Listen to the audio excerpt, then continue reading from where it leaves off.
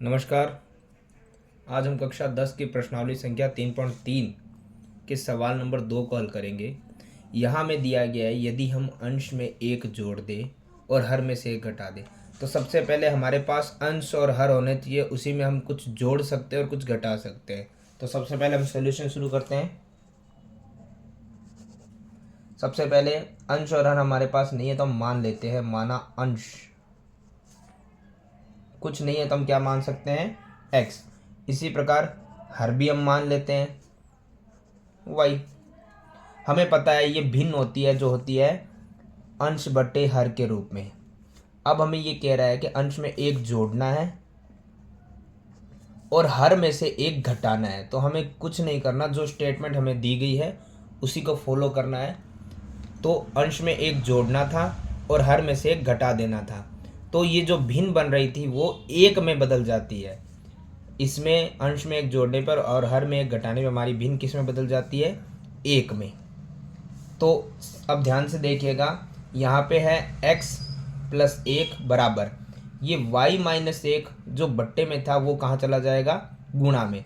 और y minus एक की गुणा एक से करेंगे तो क्या आएगा, y माइनस एक। अब हमें क्या करना है, x और y को एक तरफ करना है। तो x ये प्लस का y इधर आएगा तो किसका हो जाएगा, माइनस का। बराबर में माइनस एक था, ये प्लस का एक इधर आएगा तो किसका हो जाएगा, माइनस का। तो x माइनस वाई बराबर माइनस एक और माइनस एक, माइनस माइनस क्या होते हैं, प्लस। यानी एक और एक कितने हो गए, दो। और किसके, दोनों संख्याएं बराबर और आगे माइनस का चिन्ह है, लग जाएगा। अब आगे हमें यहाँ दिया जा रहा है, आगे हमें यहाँ पे दिया जा रहा है कि आपके पास जो ये समीकरण बनी है, ये हमारी समीकरण बन चुकी है एक। अब आगे स्टेटमेंट हम देखते हैं। फिर से हमें ये कह रहा है कि अब एक नए प्रकार से हमें करना है, वापस से एक भिन्न लेनी है जो x बटा वाई के रूप में है। और हमें क्या करना है, इस बार यहाँ पर भिन्न के अंदर अंश के लिए कोई भी आपको यहाँ पे दिया नहीं गया, लेकिन हर में एक जोड़ देना है। तो अंश वैसे का वैसा रहेगा और हर में क्या करना है, एक जोड़ देना है। हर तो नीचे वाला y था, तो हमारी भिन्न क्या बन जाएगी, एक बटा दो के रूप में बन जाएगी। तो ध्यान से देखिएगा, यहाँ x है बराबर है ये y प्लस एक जो बट्टे में था वो कहाँ चला जाएगा, गुणा में। और y प्लस एक की एक से गुणा करेंगे तो क्या आएगा, y प्लस एक। और जो ये दो यहाँ भाग में था वो कहाँ चला जाएगा, x के साथ गुणा में।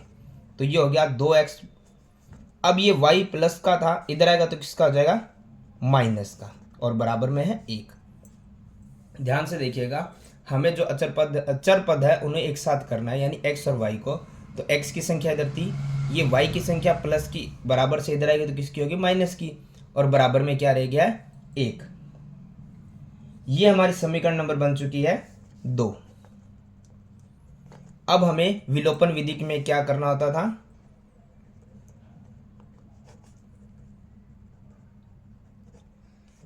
विलोपन विधि में जो हमारी समीकरण होती थी, पहली है x माइनस वाई बराबर -2, पहली समीकरण। और दूसरी समीकरण 2x माइनस वाई बराबर 1। इन समीकरणों को बनाने के बाद हमें विलोपन विधि से उसी प्रकार से हल करना है जैसे हमने पहले सॉल्व किए हुए हैं। विलोपन विधि में हमें एक पद को विलोप करना होता है, और उसके लिए क्या करना होता है कि जैसे यहाँ पर x लेते हैं हम, तो x के साथ जितनी संख्या है उसकी दूसरी पूरी समीकरण में हमें क्या करनी पड़ती है, गुणा। तो x के साथ तो कुछ नहीं है तो क्या मान सकते हैं हम, एक। तो एक की गुणा पूरी समीकरण से करनी पड़ेगी। दूसरी समीकरण में x के साथ कितनी संख्या है, 2, इसकी गुणा पहली समीकरण पूरी से हमें करनी पड़ेगी। तो यहाँ हम ध्यान से देखते हैं, 2 की गुणा जब एक x से करेंगे तो कितना आएगा, 2x माइनस 2 की गुणा y से करेंगे तो कितना आएगा, 2y बराबर में ये माइनस, और 2 की गुणा 2 से करेंगे तो कितना आएगा, 4। इसी प्रकार दूसरी समीकरण में 1 की गुणा करने पे हमें पता है कि सारे मान क्या बराबर ही आएंगे। तो 1 की गुणा 2x से करने पे कितना आएगा, 2x माइनस 1 की y से y बराबर 1 की x से 1। अब हमें क्या करना था, माइनस समीकरण 3 4 में से हम घटा रहे हैं, तो यहाँ पे पहली संख्या तो पूरी क्या हो जाती है, क्रॉस। इस माइनस की वजह से हमें सारे निशान बदलने होते हैं कि माइनस और माइनस क्या हो जाता है, प्लस। माइनस और प्लस क्या आ जाता है, माइनस।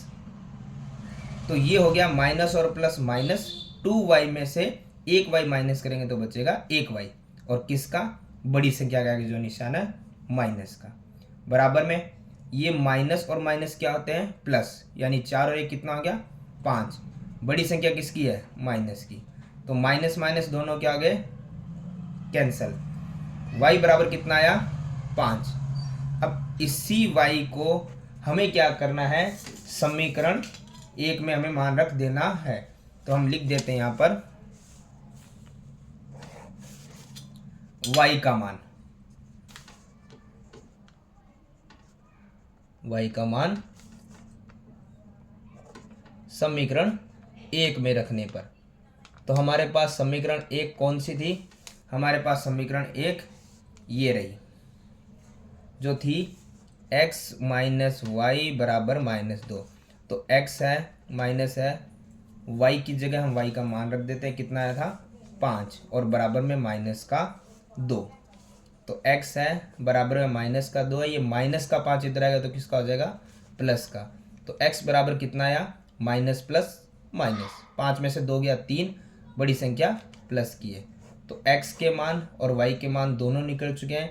हमें पता है x हमने किसको माना था, अंश को, तो हम लिख देते हैं अंश बराबर कितना आया हमारा, 3, और हर बराबर हमारा कितना आया था, हर हमने किसको माना था, y को। तो y हमारा कितना आया था, 5। तो इस प्रकार से हमारी भिन्न बनती है अंश 3 और हर 5। अगला क्वेश्चन हमें दिया गया है, 5 वर्ष पूर्व नूरी की आयु सोनू की आयु की 3 गुना थी। तो सबसे पहले 5 वर्ष पूर्व की आयु ये हमें बता रहा है, लेकिन अभी वर्तमान आयु कितनी है वो हमें क्या करना पड़ेगा, नहीं दिया तो मानना पड़ेगा। तो हम लिख देते हैं सॉल्यूशन में, सबसे पहले माना, पहले हमारे पास जो दिया गया नाम है वो नूरी, तो नूरी की वर्तमान आयु।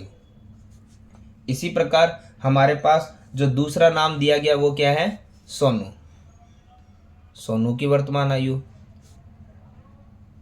अभी तक आपको पता चल गया होगा कि जब हमें कुछ नहीं दिया गया हम उसको मानते हैं तो हम उसे x और y के रूप में मान लेते हैं, या आप कुछ भी मान सकते हैं यहाँ पर। अब हमें दिया गया है 5 वर्ष पूर्व की बात कर रहा है, स्टेटमेंट में 5 वर्ष पूर्व का दिया हुआ है, तो हम लिख देते हैं 5 वर्ष पूर्व। ध्यान से देखिएगा, सबसे पहले 5 वर्ष पूर्व की आयु के लिए हमें सबसे पहले आज की वर्तमान आयु रखनी पड़ेगी, जो है x, और एक तरफ है y।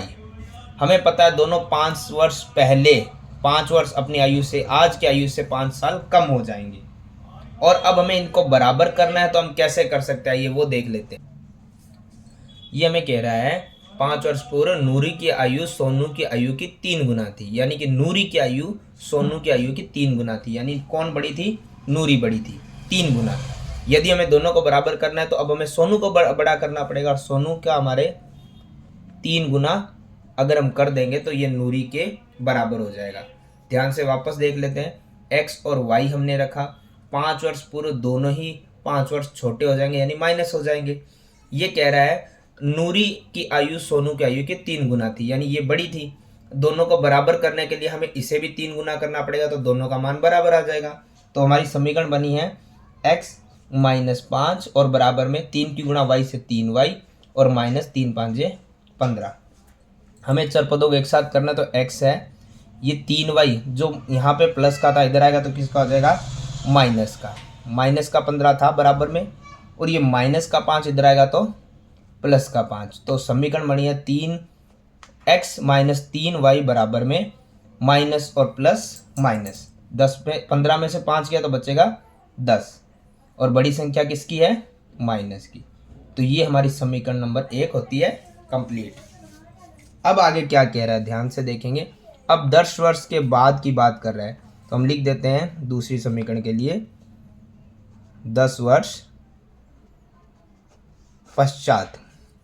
तो ध्यान से देखेंगे, हम सबसे पहले हम लिख देंगे x और y।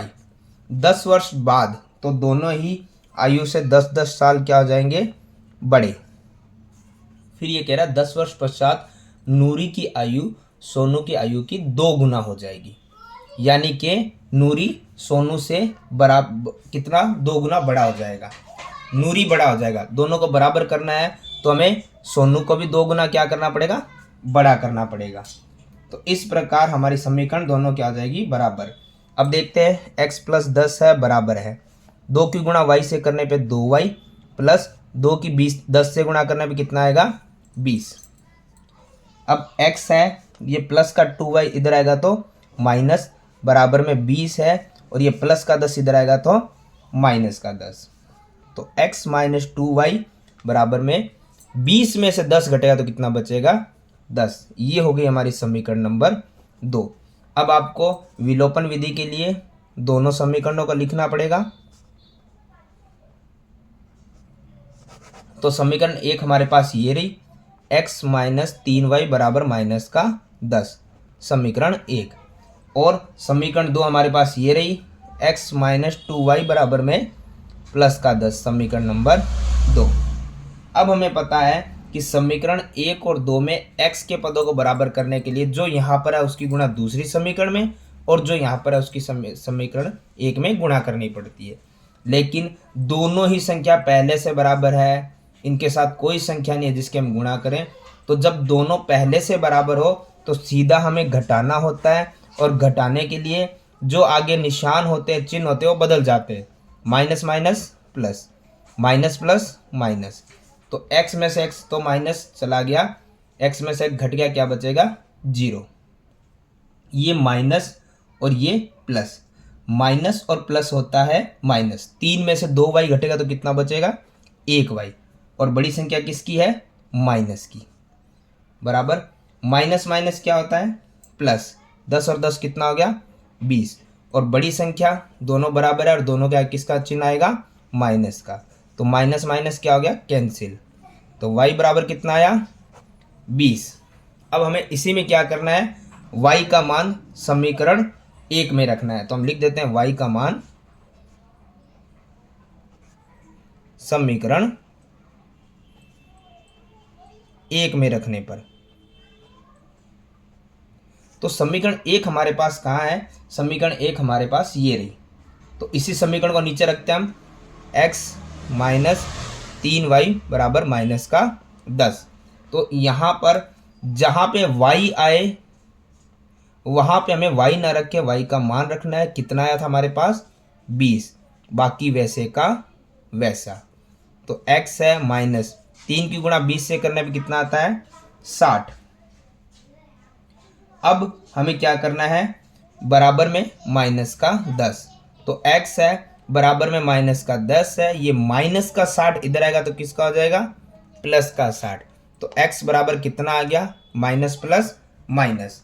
तो 60 में से 10 जाएगा तो कितना बचेगा 50, बड़ी संख्या किसकी है प्लस की। तो ये आ गया हमारा x का मान। अब हम लिख देते हैं सबसे पहले कि हमारे पास x क्या था और y क्या था। तो हमारे पास x था नूरी की वर्तमान आयु, तो हम लिख देते हैं नूरी की वर्तमान आयु। नूरी की आयु x थी, और x की जगह हम क्या लिख सकते हैं, अब क्या उत्तर आया हमारे पास 50, और आयु है तो आयु वर्षों में होती है। इसी प्रकार दूसरा था हमारे पास सोनू, सोनू की वर्तमान आयु क्या थी हमारे पास, सोनू की वर्तमान आयु थी y। तो y हमारा आंसर क्या आया था, y बराबर आया था 20। तो y की जगह हम क्या रख सकते हैं 20 वर्ष। तो इस प्रकार से हमारा क्वेश्चन नंबर 2 का सेकंड पॉइंट होता है कंप्लीट।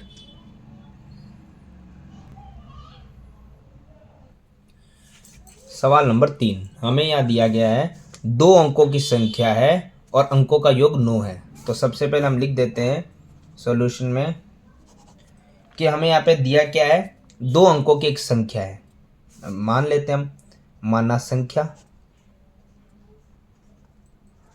अब हम संख्या मान रहे हैं, 2 अंक है तो 2 अंकों की संख्या मान लीजिए। जैसे हम मान लेते हैं कि हमारे पास 10 है तो हम 10 को इसी प्रकार से लिखेंगे। तो पहला अंक और दूसरा अंक आ जाएगा। पहला अंक होता है और ये दूसरा अंक होता है। तो हम लिख देते हैं कि पहला अंक y x हो गया और दूसरा क्या हो गया, y हो गया। अगर आप लिखना चाहे तो यहाँ लिख भी सकते हैं कि पहला अंक हमने क्या माना है, x, और दूसरा अंक हमने क्या माना है, y। और दोनों अंकों की संख्या को हम ऐसे लिखेंगे, पहला अंक और दूसरा अंक पूरी संख्या हमारी बन गई है।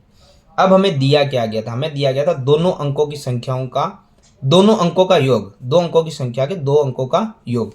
तो अंक हमारे आए x और y, दोनों का योग हमें कितना दिया गया है, 9 है। यानी हम दोनों को जोड़ेंगे तो हमें उत्तर कितना मिलेगा, 9। ये हमारी समीकरण क्या बन गई, आसानी से 1, क्योंकि दोनों चरपद एक साथ है, अचर पद अलग है। ये हमारी समीकरण एक कंप्लीट हो गई है। अब हमें लेना है दूसरी बार में, हमें ये दिया गया है इस संख्या को 9 गुना संख्या के अंकों को पलटने से बनी संख्या से 2 गुना है। अब इसे समझ लेते हैं हम। अब इसके लिए हमें एक कॉन्सेप्ट समझना पड़ेगा। सबसे पहले हम समझते हैं इस कॉन्सेप्ट को किस प्रकार से करना था। जब भी आपको ऐसे दी गई हो 2 अंकों की संख्या, तो हमें पता है 2 अंक ऐसे बनते हैं। मान लीजिए 2 अंकों की संख्या हमारे पास दी हुई हो 35। अब ये हमें कैसे निकालेंगे अलग अलग अंक को। आप तो सोचोगे हम ऐसे लिख दें, एक अंक ये हो गया, एक अंक ये हो गया। इसे लिख तो सकते हो, लेकिन इसका एक तरीका और भी होता है। हमेशा जो पहला अंक होता है हमारा, उसको यदि प्लस करना हो, जोड़ना हो, जो कि यहाँ पे प्लस करने के लिए दिया, तो हम ऐसे लिखेंगे।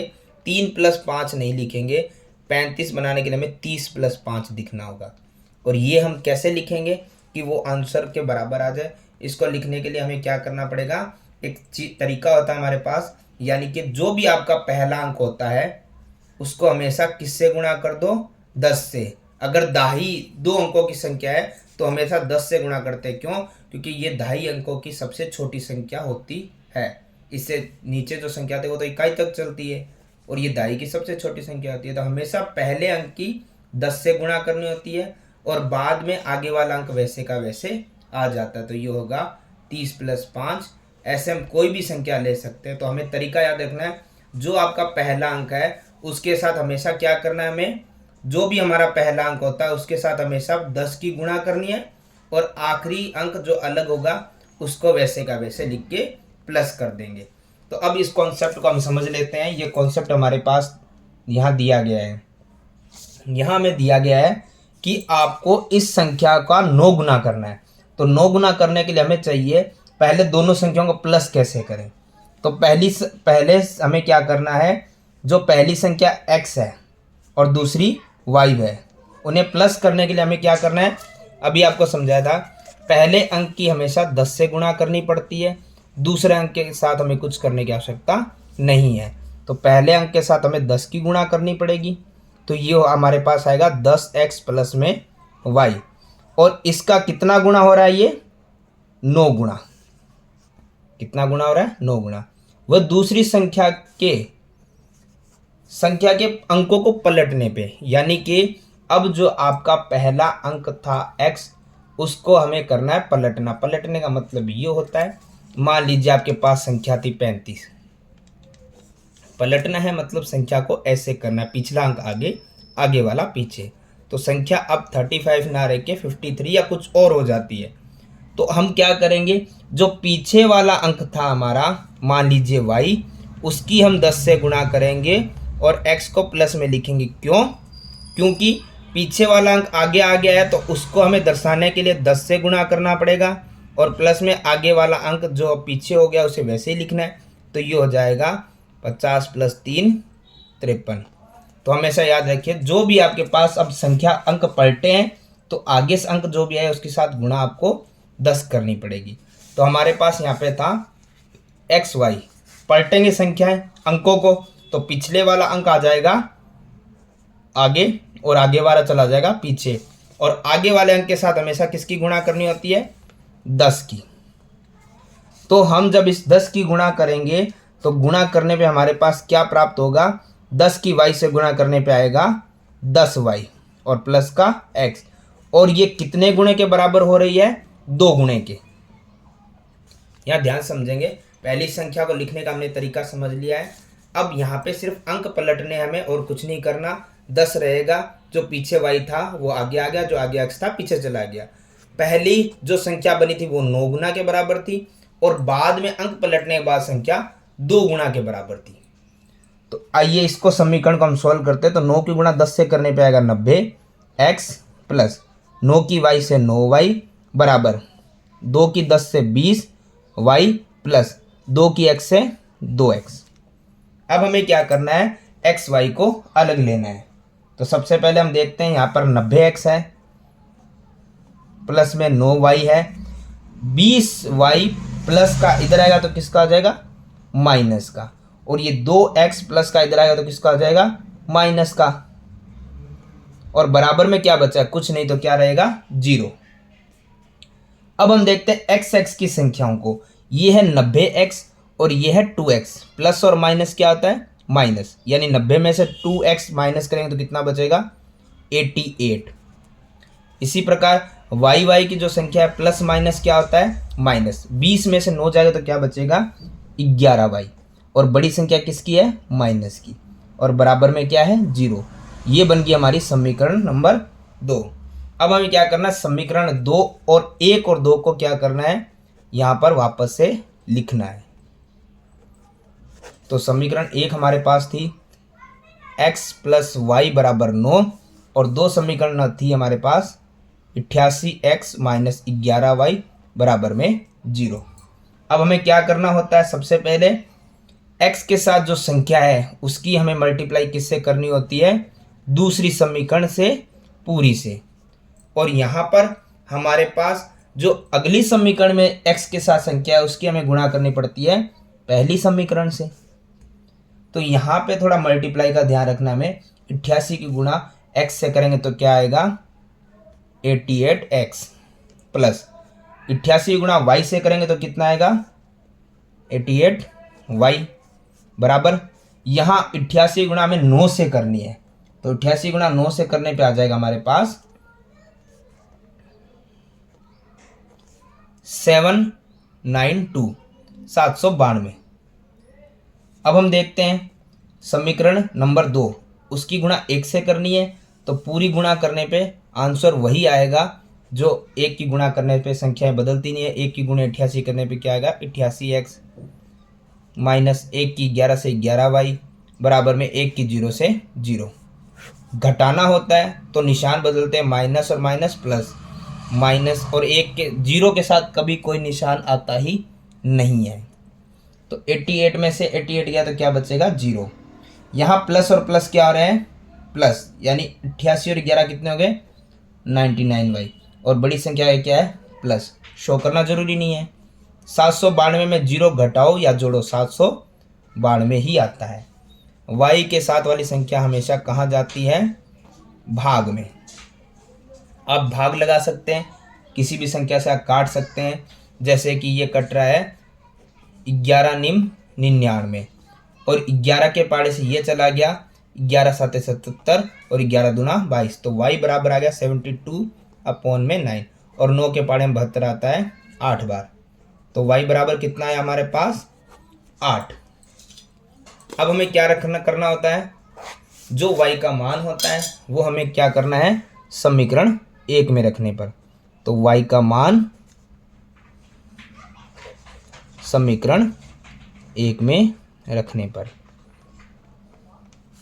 तो y का मान समीकरण 1 में रखना है। एक समीकरण ये रही जो हमारे पास है x प्लस वाई बराबर में 9। तो यहाँ पे हमें क्या करना है, x है प्लस है, y की जगह y का मान रखेंगे, कितना आया था, 8, बराबर में कितना था, 9। तो x है बराबर में 9 है, ये प्लस का 8 इधर आएगा तो किसका हो जाएगा, माइनस का, तो 9 में से 8 का कितना बचेगा, 1। तो अब हमें क्या करना है, वह संख्या लिखनी है। तो सबसे पहले हमारा पहला अंक हमने क्या माना था, x, तो हम लिख देते हैं पहला अंक क्या था हमारा, x, यानी पहला अंक कितना आ गया, 1, और दूसरा अंक क्या था हमारा, y कितना आया था हमारा, 8। अब हमें वो संख्या लिखनी है, तो संख्या हमारी कितनी बनी है, तो हम लिख देते हैं वह संख्या x और y थी, तो x हमारे पास है 1 y हमारे पास 8, तो वो संख्या कितनी बन गई है 18। तो इस प्रकार पॉइंट नंबर 3 भी होता है कंप्लीट। सवाल नंबर 4, हमें यहाँ दिया गया है मीना 2000 रुपये निकालने के लिए बैंक गई। उसने खजांची से 50 रुपये और 100 रुपये के नोट देने के लिए कहा। मीना ने कुल 25 नोट प्राप्त किए। अब हमें बताना है कि 50 और 100 के कितने कितने नोट प्राप्त किए। तो सबसे पहले हमें यहाँ नहीं पता है कि 50 और 100 के नोट थे कितने, तो हम शुरू करते हैं मानने से।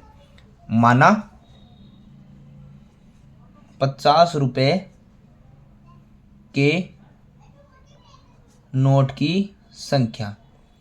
जब हम मानते हैं तो पहली संख्या आप मान सकते हैं कुछ भी, उसके बाद 100 रुपये के लिए भी हमें कुछ मानना पड़ेगा। तो सेम लाइन लिख देते हैं कि 100 रुपये के नोट की संख्या कितनी है हमारे लिए अभी y। अब हमें सबसे पहले पता है कि जब आपके पास कोई भी नोट हो, मान लीजिए मैं कहता हूँ मेरे पास 5 नोट है, संख्या पता नहीं है मैं मान लेता हूँ, और 50 के नोट है, तो मैं रकम कैसे निकाल सकता हूँ कि 50 का नोट है और कितने नोटों की संख्या मेरे पास 5, तो मैं बता सकता हूँ 250 रुपये। और ये कैसे निकले, जो भी आपके पास नोट होता है उसमें नोटों की संख्या की क्या होती है मल्टीप्लाई। तो हमें क्या करना है, यहाँ पर मेरे पास सबसे पहले 50 के नोट है, तो नोट कितने का है वैल्यू पता है मुझे 50, बट उसके साथ संख्या कितनी है, जैसे मैं यहाँ मान रहा था अभी मेरे पास यहाँ पे 50 के नोटों की संख्या है x, तो मैं किसकी गुणा करूँगा x की। इसी प्रकार 100 के नोट की संख्या, 100 वैल्यू पता है लेकिन नोटों की संख्या यदि पता होगी तो मेरे को टोटल रकम पता चल जाएगी कितनी है, तो उसकी मैं गुणा कर दूंगा। तो x थे 50, y थे 100 के, और जब इन दोनों की पूरी रकम को निकाला जाएगा तो वे रुपए किसके बराबर होंगे 2000 के, क्योंकि उसने 2000 रुपये निकालने के लिए वो गई थी। तो अब हम ध्यान से देखते हैं, यहाँ पे ये हमारी एक समीकरण बन चुकी है। 50 की x से गुणा 50x, 100 की गुणा y से 100y, और बराबर में 2000। यदि इसमें कुछ कॉमन आ रहा है तो हम कॉमन ले लेंगे ताकि हमारी समीकरण आसान हो जाएगी। तो सबसे पहले हम देखते हैं कुछ कॉमन आ रहा है हमारे पास। यहाँ पे x है पर x कॉमन नहीं आ रहा, y है पर y कॉमन नहीं आ रहा, 50 इसमें भी चला जाएगा और इसमें भी चला जाएगा, यानी हमारे पास कॉमन क्या आ रहा है 50 आ रहा है। तो हम उसी को कॉमन के रूप में लिख देंगे। तो सबसे पहले हम लिख देते हैं कॉमन क्या आया 50। 50 कॉमन जाने के बाद यहाँ क्या बचेगा x, प्लस 50 100 में भाग जाएगा 2 बार y, और अब हमें ध्यान से देखना है बराबर में हमारे पास कितना था 50 का संख्या का 2000। अब हमें यहाँ देखना है कॉमन जाने के बाद हमारे यहाँ बच रहा है x प्लस 2y बराबर में 2000। अब हम देखते हैं ये जो 50 यहाँ गुणा में था वो कहाँ चला गया भाग में, तो हम इसको जब डिवाइड करेंगे तो हमारे पास आएगा 40, यानी कि आया x प्लस 2y बराबर में 40। अब किसी में कुछ कॉमन नहीं आ रहा है तो हमारी ये समीकरण क्या बन गई है 1। इसी प्रकार आगे हमें यही देखना है ध्यान से कि ध्यान से देखेंगे ये हमारी समीकरण 2 तैयार हो गई थी। दोबारा से बता देते हैं आपको कि इसने हमें क्या दिया था कि मीना ने कुल नोट कितने प्राप्त किए, मीना ने कुल नोट कितने 25 प्राप्त किए। तो हम वापस से बता रहा हूँ कि जैसे हम नोटों की संख्याओं को जोड़ेंगे कैसे, मान लीजिए x नोट होते 10 y होते 15, तो दोनों जोड़ने पे 25 आ जाते, तो इन दोनों को प्लस करेंगे तो बराबर में नोटों की संख्या आ जाएगी, कितने आ जाएंगे 25। हमें पता है कि समीकरण 1 और 2 में हम क्या करते हैं x के साथ जो संख्या होती है उसकी गुणा अपोजिट इक्वेशन में मल्टीप्लाई कर देते हैं, यानी कि दूसरी समीकरण में गुणा करते हैं। परंतु जब दोनों ही x के साथ कोई संख्या नहीं है, दोनों पहले से बराबर है, तो हम सिर्फ समीकरण 1 में से 2 घटा सकते हैं, और घटाने के लिए हमें माइनस का निशान लगाना होता है, और ये माइनस सारे निशानों को परिवर्तित कर देता है। माइनस प्लस क्या हो जाता है माइनस, और माइनस और प्लस क्या हो जाता है माइनस। तो x में से x घटने के बाद क्या बचेगा 0, ये प्लस का 2y और ये माइनस का y, प्लस माइनस क्या होता है माइनस। 2 में से 1y घटेगा तो क्या बचेगा 1y, और बड़ी संख्या किसकी है प्लस की, बराबर में 40 में से 25 क्या हो रहा है, माइनस, कितना बचेगा, 15। तो y बराबर कितना आ गया हमारा, 15। अब इसी y के मान को हमें क्या करना है, समीकरण 1 में रखने पर।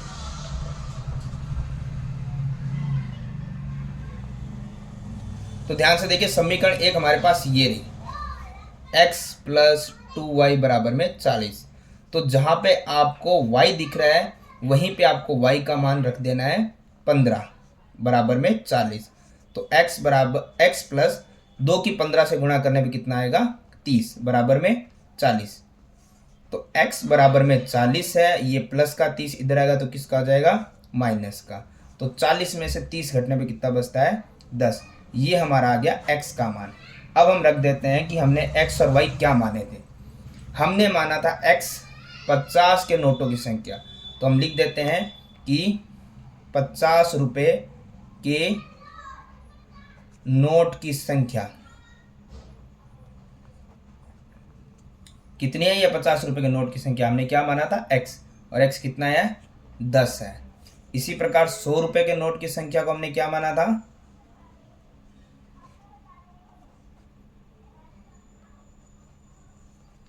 100 रुपये के नोट की संख्या हमने y मानी थी। तो y का मान क्या आया था, 15।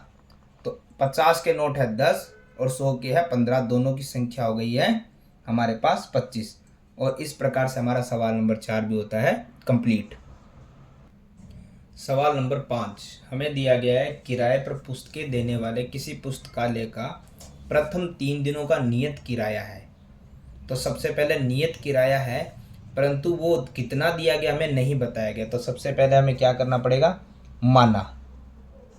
नियत का मतलब होता है फिक्स, यानी कि फिक्स किराया आपको बताया हुआ है, यहाँ पर दिया जा रहा है, परंतु कितना दिया जा रहा है हमें नहीं पता। हम क्या मानते हैं, x रुपये मान लेते हैं हम।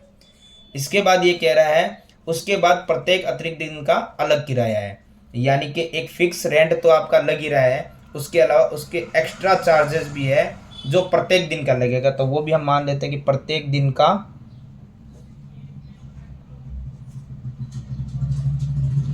एक्स्ट्रा यानी कि अतिरिक्त किराया बराबर में क्या मानेंगे हम, y। यानी कि हमें यहाँ पर एक नियत किराया है और एक अतिरिक्त किराया, दोनों हमने मान लिए। अब क्या दे रहा है हमें, यहाँ पे दिया जा रहा है कि ये एक सरिता है, उसने 7 दिनों तक पुस्तक अपने पास रखी है और 27 रुपये दिए हैं। तो हमें सबसे पहले पता है कि 3 दिनों का एक नियत किराया देना होता है। तो हम कैसे समझेंगे इस सवाल को, इस प्रकार से कि मान लीजिए कि 3 दिन का एक फिक्स भाड़ा है, मैं मान लेता हूँ 10 रुपये। तो मुझे पता है कि 10 × 30 करना पड़ेगा, जो हम यहाँ पे किराया मान रहे हैं वो गुणा करना पड़ेगा नियत भाड़े को, तभी हमारे पहले दिन 3 दिन का किराया आएगा। यानी कि 3 दिन का किराया नियत भाड़े से हमें मल्टीप्लाई करना है। तो नियत किराया हमने कितना माना था, x माना है, और हमें पता है नियत भाड़े के बाद भी यदि किसी ने 7 दिन तक पुस्तक रखी है तो 3 दिन का भाड़ा तो हो गया, पर 4 दिन का भाड़ा तो और देखना पड़ेगा ना। वो क्या होता है, जो एक्स्ट्रा चार्ज लग रहा है उसकी हमें गुणा करनी पड़ती है। तो ध्यान से देखिए, 3 दिन का भाड़ा तो हो गया, पर 7 दिन तक सरिता ने पुस्तक रखी है, तो अगले कितने दिन का और भाड़ा देना पड़ेगा, 4 दिन का। और अतिरिक्त दिन का जो किराया लगेगा वो कितना लगेगा, y। और ये दोनों खर्चे जोड़ने पर उसने कितने रुपए चुका दिए, 27 रुपये। पहले दिन 3 दिन का किराया और फिर 4 दिन का किराया। 3 दिन तो नियत भाड़ा लगेगा और आगे जितने भी दिन बढ़ेंगे उसमें आपका अतिरिक्त जो किराया है प्रतिदिन का वो लगता रहेगा। और टोटल उसने सरिता ने कितने रुपए दे दिए हैं, 27 रुपये। तो हमारी समीकरण बनती है 3 की x से गुणा 3x, 4 की y से 4y बराबर में 27। ये हमारी समीकरण नंबर क्या बन गई, 1। इसी प्रकार अब हम समीकरण 2 देखते हैं। ये कह रहा है अब उसके बाद एक सुशी है, सुशी ने कुछ पुस्तकें 5 दिनों तक अपने पास रखी है। तो पहले 3 दिन का किराया तो फिक्स हो चुका है, हमें पता है 3x। क्यों, क्योंकि 3 दिन नियत भाड़ा ही लगेगा, तो x की 3 से गुणा करने पे 3x रहेगा। और उसके बाद में इसने टोटल 5 दिन पुस्तक रखी है, तो 3 दिन का किराया होने के बाद आगे कितने दिन और पुस्तक का किराया देना उसे 2 दिन का, और 2 दिन उसका अतिरिक्त किराया लगेगा प्रतिदिन के हिसाब से, जो कितना है y है। y की 2 दिन से गुणा करने पे कितना आएगा 2y, बराबर में कितने रुपए अदा कर दिए उसने, यानी चुका दिए 21। ये हमारी समीकरण नंबर बन गई है 2। हमें समीकरण 1 में से 2 घटानी होती है, और घटाने के लिए minus plus minus, minus plus minus निशान बदलने होते हैं। 3x में से 3x जाएगा, क्या बचेगा 0। ये प्लस और ये माइनस, 4 में से 2 प्लस माइनस का मतलब होता है माइनस, 4 में से 2 माइनस करने पे क्या बचेगा 2y, और बड़ी संख्या किसकी है प्लस की। आप प्लस शो कीजिए चाहे मत कीजिए, कोई फर्क नहीं पड़ता। बराबर में 27 प्लस का है और 21 माइनस का है, प्लस माइनस माइनस, 27 में से 21 माइनस करने में क्या बचेगा 6। y के साथ वाली संख्या कहाँ जाती है बट्टे में, और 2 का 6 में भाग कितनी बार जाएगा 3 बार। y का मान आने के बाद हमें क्या करना पड़ता है, y का मान समीकरण 1 में रखने पर, और समीकरण 1 हमारे पास ये रही 3x प्लस एक समीकरण ये रही 4y बराबर में 27। तो 3x 4, y की जगह हमें y ना रख के y का मान रखना है, कितना आया था 3 बराबर में 27। तो 3x प्लस 4 के 3 से गुणा करने में कितना आएगा 12, और बराबर में कितना आ रहा है 27। अब हम x को यहाँ रखते हैं, बाकी संख्या बराबर से उधर, 27 पहले से उधर था, और ये प्लस का 12 इधर आएगा तो किसका हो जाएगा माइनस का 12। 3x बराबर 27 में से 12 घटने में कितना बचेगा 15। x के साथ वाली संख्या कहाँ जाती है भाग में, और 3 का 15 भाग कितनी बार गया 5 बार। तो x बराबर कितना आ गया 5। अब हमें क्या करना है, यहाँ बताना है कि नियत भाड़ा क्या था और अतिरिक्त भाड़ा क्या था। तो हम लिख देंगे नियत भाड़ा या नियत किराया। नियत किराया हमने क्या माना था x माना था, तो x कितना है हमारे पास 5। तो हम यहाँ लिख देंगे नियत किराया हमारा कितना आ गया है 5 रुपये, यानी ये तो फिक्स लगना ही लगना है पहले 3 दिन का, और बाद में हमें क्या दे रहा है ये प्रत्येक दिन का अतिरिक्त किराया।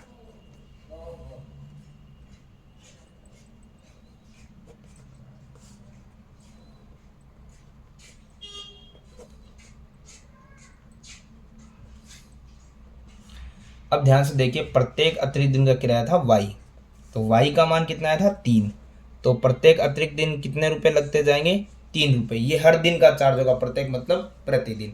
तो हमें सिर्फ ये x और y के मान निकालने थे, निकालने के बाद बताना था कि नियत किराया हमने क्या माना था, क्या उत्तर आया है, और y जो प्रत्येक दिन का अतिरिक्त किराया था वो क्या माना है और उसका आंसर क्या आया है। तो इस प्रकार हमारी प्रश्नावली संख्या 3.3 होती है कंप्लीट।